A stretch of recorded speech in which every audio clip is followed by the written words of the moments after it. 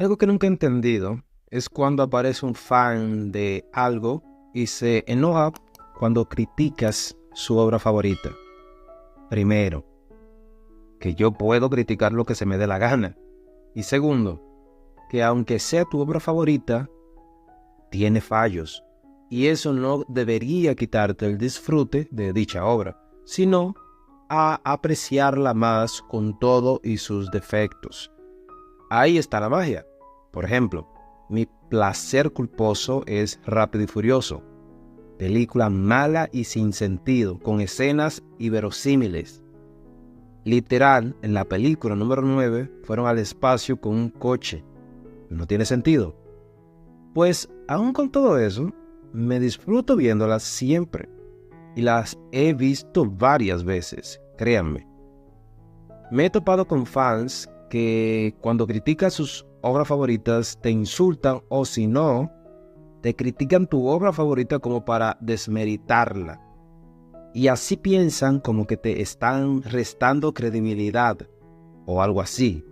Que si te gusta algo que también tiene fallos, tú no puedes criticarlos. Y así no funciona. Pero bueno, Nagi no Azukara es mi obra de romance favorita.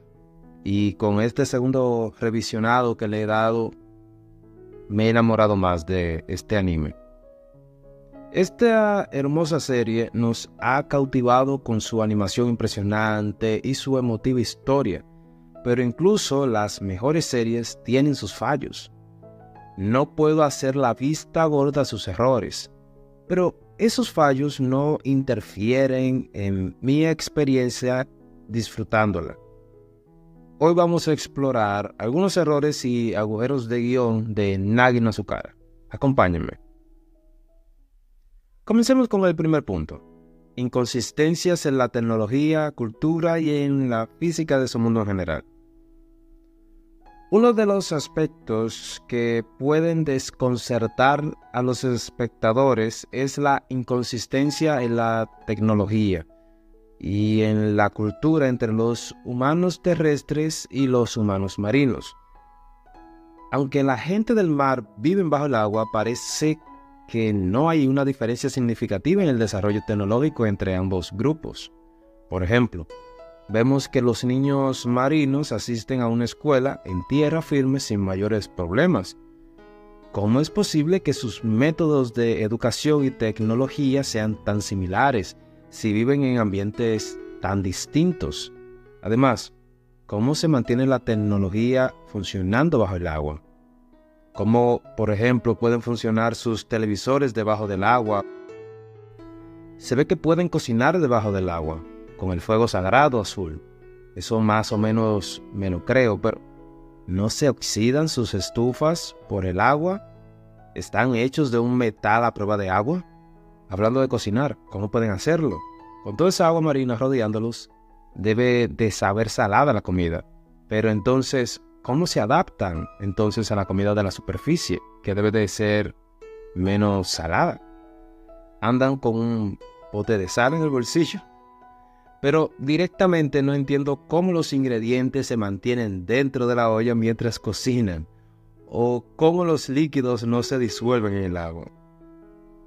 A veces, también, la física en el anime funciona y otras no. Por ejemplo, a veces nadan en su pueblo y la física del agua se comporta como tal. Se levantan el polvo, sus movimientos son pesados, etcétera, etcétera. Pero en otras se les olvida que están debajo del agua y caminan y corren como si estuvieran en la superficie, sin levantar un polvito, nada. Los mayores errores de guión son los relacionados con este dios. El primer error que encuentro es directamente con el concepto de Dios, que tienen muchas religiones y directamente en Japón. Un Dios debería de ser un ser, valga la redundancia, que no tuviera características humanas, debería de estar por encima, sin ninguna de nuestras debilidades. Por ejemplo, el Dios que se presenta aquí es prácticamente un ser humano con sentimientos que tiene poder sobrenatural, y ya. Este Dios se equivoca, no lo sabe todo, y aún sabiendo cosas, toma decisiones incorrectas.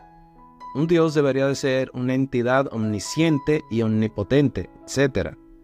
No lo que se presenta aquí. Básicamente es un Dios porque recibe adoración y cuando deja de recibirla, muere. Eso no lo entendí tampoco.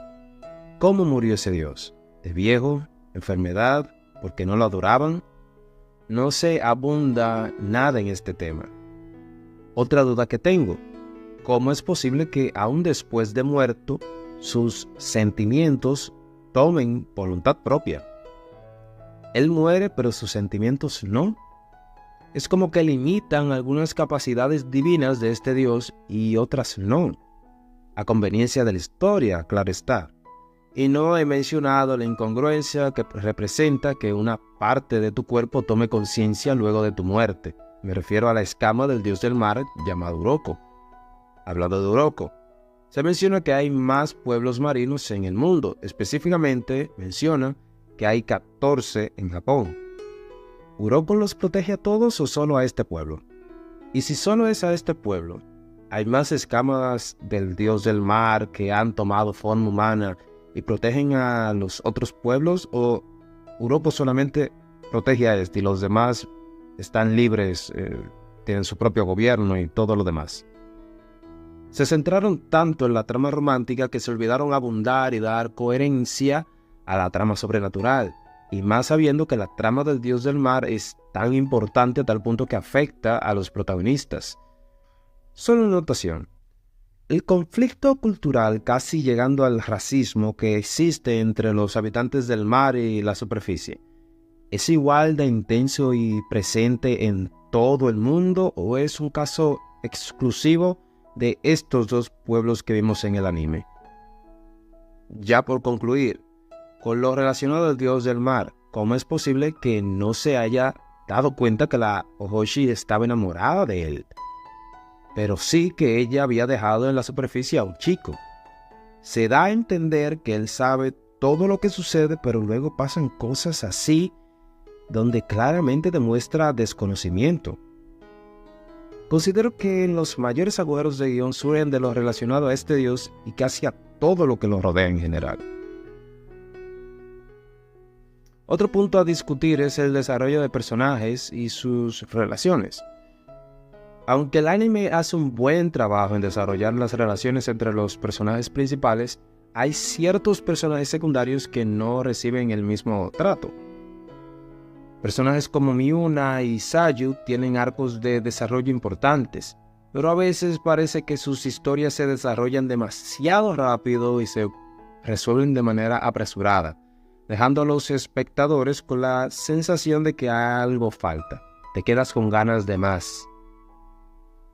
Finalmente, hablemos de los tiempos de la hibernación. En el anime se nos presenta la idea de que los humanos marinos pueden hibernar durante años para adaptarse a los cambios climáticos. Sin embargo, la lógica detrás de cuánto tiempo pueden hibernar y cómo afecta esto a su envejecimiento no está completamente explicada. Por ejemplo, algunos personajes hibernan durante varios años y al despertar parecen no haber envejecido. Esto plantea preguntas sobre cómo funciona realmente la hibernación y cómo afecta el crecimiento y desarrollo de los personajes. A pesar de estos errores y agujeros de guión, Nagi no Azukara sigue siendo un anime increíblemente hermoso y emotivo que vale mucho la pena ver. Estas inconsistencias no restan mérito a la historia en su conjunto, pero es interesante analizarlas y discutirlas, cuestionar lo que se nos presenta. ¿Qué opinan ustedes? ¿Han notado algún otro error o agujero de guión en Nagi no Azukara que yo haya pasado por alto? Déjenmelo en los comentarios.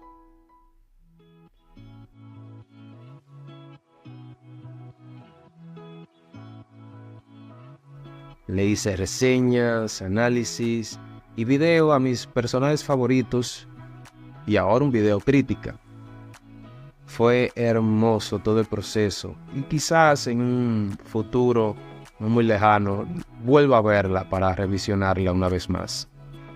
Tienen la lista de reproducción con todos los videos relacionados a Nadie No Su Cara en mi canal.